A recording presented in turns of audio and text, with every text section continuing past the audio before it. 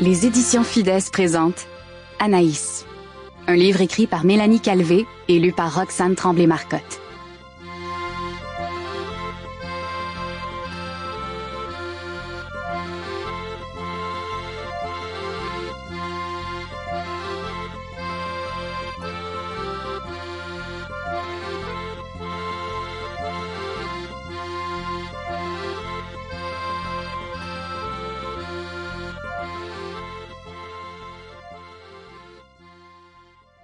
À mon petit-fils Jace Gauthier-Simard, le premier petit homme de ma vie.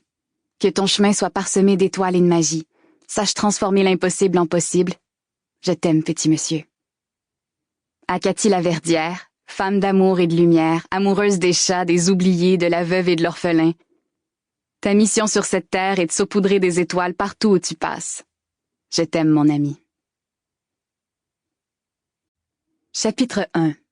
Saint-Étienne de Beauharnois. 3 juin 1928. Anaïs se cacha sous sa couverture comme elle le faisait chaque fois qu'elle éprouvait le besoin d'être rassurée.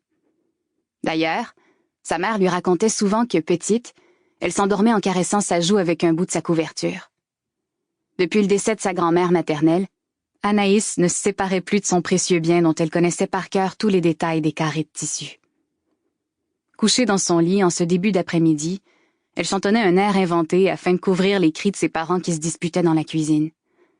Du haut de ses 7 ans, Anaïs avait remarqué que sa mère pleurait plus souvent et que son père paraissait toujours en colère. Pourtant, cela ne leur ressemblait pas.